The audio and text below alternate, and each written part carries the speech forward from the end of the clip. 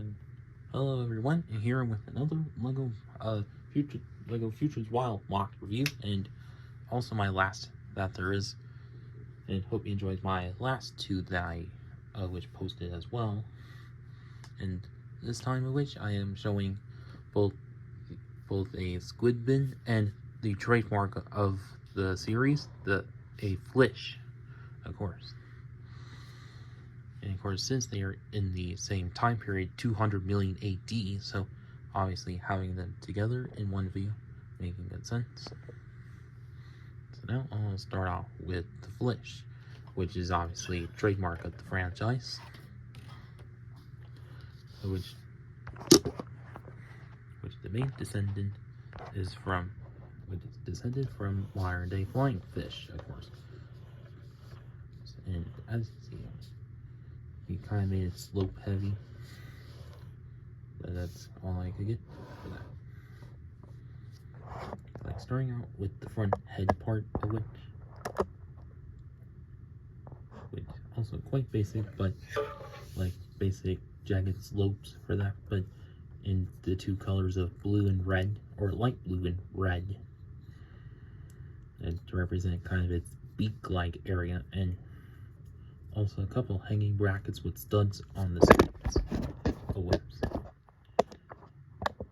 mainly to represent its eyes then, in this pink area, and these white stud or white plates in here, supposed to represent its pointy teeth, and also its little mouth-like area that kind of comes right out of it, of course, in order to, like, since of course would just fly down and used to snatch out a silver swimmer, of course. And of course there's a few of the extra large or Technic based ball socket joints throughout the whole build, and then also in this center part of it, which has mostly the Mixel style ball socket joints, and ending off with the socket joint plate or ball joint plates that there are to the larger plates, ending off with these extra curved ones on two little hinges representing the fin wings of it. And also have these airplane tail fin pieces or wing tails, mainly to represent sort of its originally dorsal fins, but well, kind of dorsal fins for that center part, which has, or these back parts that have kind of a bit of like aqua kind of blue or azure type blue in there, and unlike the front area that has a like little bright aqua colored kind of blue for that. And why I do so, mainly to help brighten it up a bit. And then the back part, which has the same kind of thing going on, but with different plate to there, and also holding onto these other curved plates that there are, which to always represent its kind of back fins, of course. And then the back tail part, which has another one of the ball socket joints and plates around to hold the Mixel style joint. And this technique I also use on a lot of MOCs as well, in the back tail fin part, or at least a wing tail or tail wing part of it, that I use a large plate for that. Perfect use of this piece, I think, for this MOC, of course. And that's about it with the Flish here.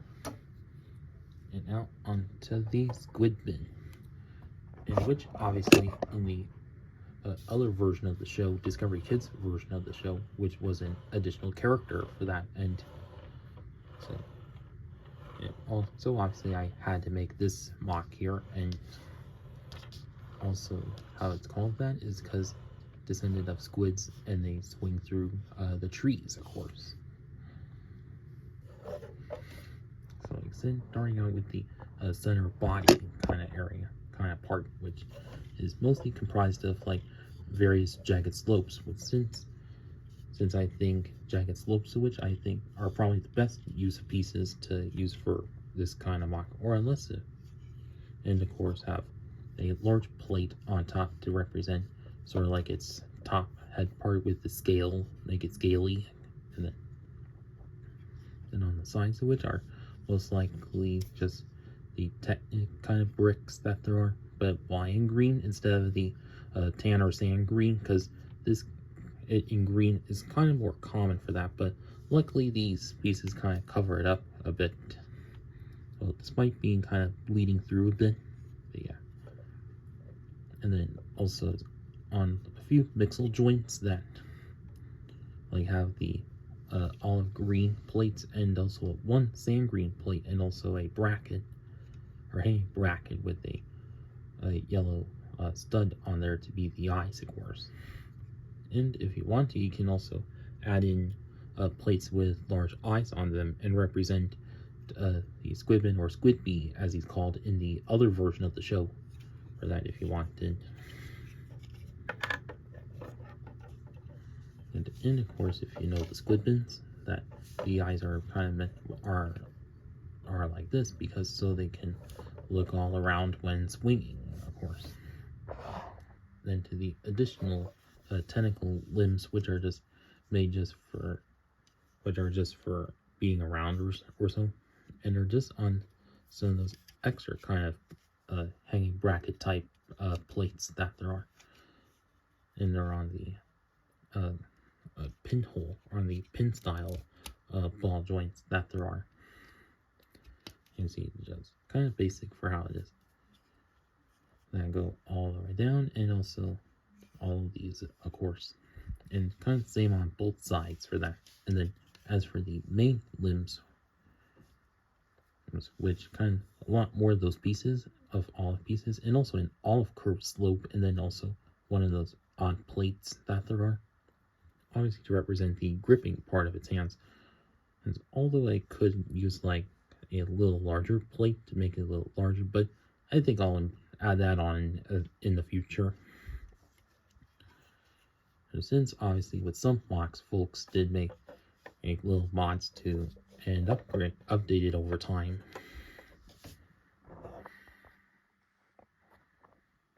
And then obviously, so while in the tree, so for these Squidmans, when in trees, which kind of just are just swing around. Whoops, failed attempt. Or just swing around like that, which kind of hard to do right here. But you kind of get the point. And also like during the program, of course.